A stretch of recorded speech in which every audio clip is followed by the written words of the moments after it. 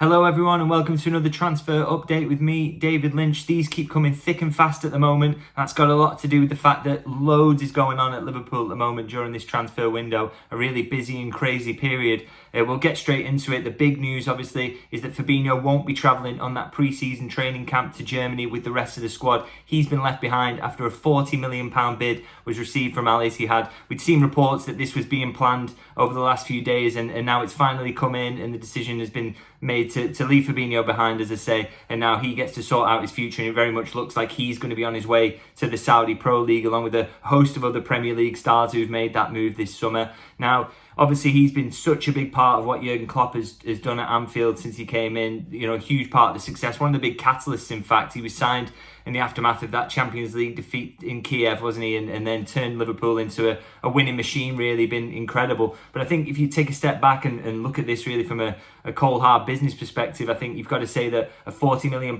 bid for a 29-year-old player who had shown signs maybe that his legs were going last season. He was one of the real standouts in terms of, you know, wasn't quite himself at any point last season, and the worry was that maybe that would sustain into this campaign and he'd never quite get him back there. So when you look at it, the offer there for a 29-year-old is very good and very difficult. You can see why Liverpool would find that difficult to turn down. I think the thinking there is that, you know, in case his legs are going, you've got to let them go on someone else's pitch, and I think that is the plan there with Fabinho.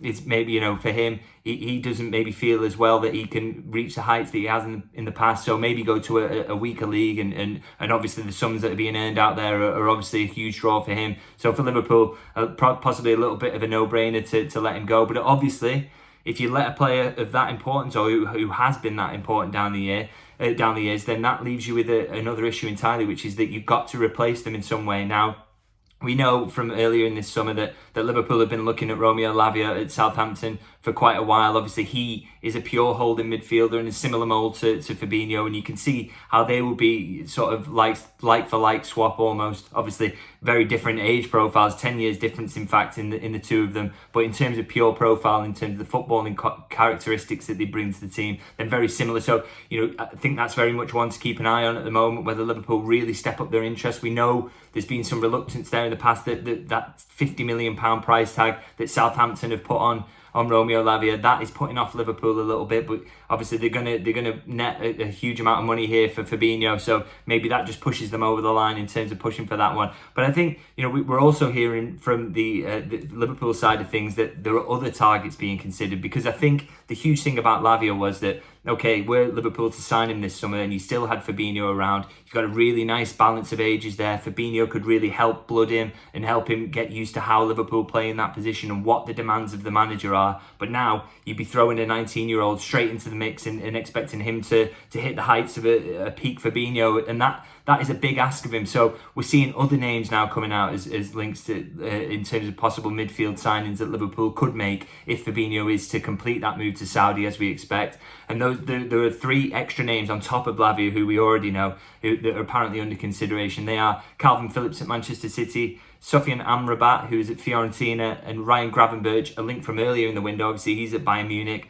Now, just to go through those sort of individually, I think, you know, Kalvin Phillips is come from left field, really. That's slightly surprising link. He you know, we know he's a major talent.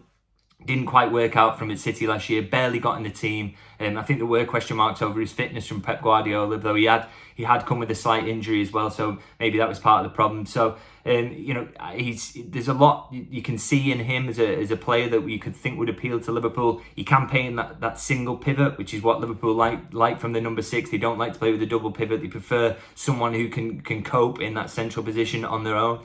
He's homegrown, which again I've said many times on these videos is a real consideration for Liverpool this summer, and something they've got to think about. And also the fact that he would very probably jump at a chance to move to a club like Liverpool, particularly if there were some guarantees over playing time. You know, I think he could be a really good fit for Liverpool in that position possibly. So he's not the only one, of course. As I say, Sofyan Amrabat, his name has come up time and time again. I can't say personally I've seen an awful lot of him for Fiorentina, but I know he was so impressive in the World Cup, wasn't he? And I think, you know, Liverpool will have watched that as well, and they'll have a good idea. Let's not, you know, they won't have just watched him at the World Cup. They'll have watched him, you know, playing in Serie A as well, and will know an awful lot about the player. So maybe that is one that we see step up. And Gravenberch, a slightly strange link, I would say, in terms of it being something linked to Fabinho leaving. I think, he's more of a Henderson type, if anything. So maybe his future is tied in a little bit more into the fact that possibly if Henderson moves on, that Liverpool would be again looking for that sort of number 8 profile if they can. And Gravenberch would maybe fit the bill if Bayern Munich were to let him go, because obviously that is a key consideration in all this. Obviously with Gravenberch, that Liverpool have liked him for a long time, ever since he was at Ajax. But they didn't, it's whether they feel that Bayern Munich would be able to let him go, or that, Thomas Tuchel hasn't given him any sort of reassurances over his playing time, and the player would then be willing to make the move. Of course, it's always worth mentioning in situations like this that there's a possibility that these names are coming out and that they're a smokescreen. I think that's fair to say. We've seen that before in this window in terms of Szoboszlai came from absolutely nowhere, didn't he? No one had really strongly linked him to Liverpool before he was ultimately signed. So there's a very high chance that Liverpool are looking at other names on that list. I think one thing I can say, and my understanding is that Liverpool are not going to target Moises Caicedo at Brighton. The belief is that he's close to Chelsea. I think I've personally been reporting that since around January when the links were there, that Liverpool always felt that his preference was to go to Chelsea and that he would end up there. And they are obviously pushing very hard to sign him at the moment. So I think that's one that's going to go through. And again, that I don't think that's just a position. I was in contact with Moises Caicedo camp earlier in the week and got the impression that there hadn't been any contact for a long time from Liverpool. So don't think that that's one that we're going to see progress, which I think is a shame from a personal point of view. I think he's a fantastic player. Maybe not that pure DM profile that Liverpool are looking for, but still an unbelievable midfielder. So yeah, a shame that they're not going to target him. So it sort of remains to be seen what they actually do in there. Whether, as I say, a name comes out of nowhere, or they go with one of the names I've mentioned already. But there's a lot really to resolve in that position. And now that we know Fabinho is going, Liverpool really better get moving on with that. The other thing that you've got to throw in there as well, got to talk about this as well, is the Jordan Henderson situation. Now, nothing has really moved from earlier in this week when we spoke about this. Jordan Henderson has obviously given the green light to a move to Saudi Arabia. He would like to join Steven Gerrard at Ettifaq, but nothing is really moving in terms of that. That's the huge problem at the moment is the fee, I'm being told. Obviously, I said earlier in this week that from the Ettifaq side that they would rather have, or expected that they would possibly be able to strike a deal where they got the player on a free transfer, and maybe sell it to Liverpool as, okay, get these wages off the books and we will take him on a free transfer and pay him what we'll pay him. But Liverpool are going to stand firm on that. That's my understanding. Is Liverpool have said that they're looking at some of the other fees that have been handed out from Saudi Pro League clubs over this summer for players that are around a similar age to Henderson. I use Kalidou Koulibaly as a really good example of that, and saying, well, okay, well, why would we value an England international who's been playing the Premier League and Champions League level for so long and is our captain? Why would we undervalue him and allow him to go? It's a little bit of a messy situation, you've got to say. I think one thing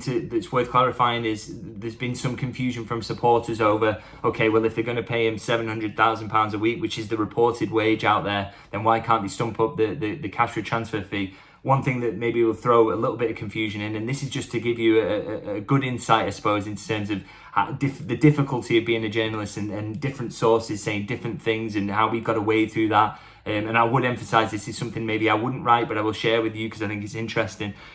Sources from the Ettifaq side are saying that the wages are nowhere near £700,000 a week. One source put it to me that it was around a quarter of that figure. So that sort of gives you an idea. And if that were to be true, then I think that gives you an idea that Ettifaq, yeah, fair enough, if they can't afford the huge transfer fee on top of that. You can see how it would still be a huge sum of money for the player and a hugely appealing salary, because obviously it's tax-free earnings over there. But yeah, if that's correct in terms of the Ettifaq side of things, in terms of the actual wage, then maybe there is a bit more difficulty there in terms of getting a fee together to pay for him. One thing it's worth mentioning is, when the initial contact happened with Jordan Henderson's camp and those negotiations, and obviously they got the green light to bring him over there, and he obviously signed off that he would be happy with the contract and the deal and the arrangement. Why were those conversations not had already before this whole thing became public? Because let's be honest, this is a very, very messy situation now. You've got a Liverpool captain there at the club who's already said that he's willing to leave this summer. isn't happy with the role he would have at Liverpool and would probably prefer to move on to Saudi Arabia. But you've got a club there who've convinced him and done all the legwork in terms of getting the contract prepared, but aren't willing to pay the fee. So, we'll have to see how this plays out. Now, I think there is probably room for compromise on the Liverpool side of things on the fee.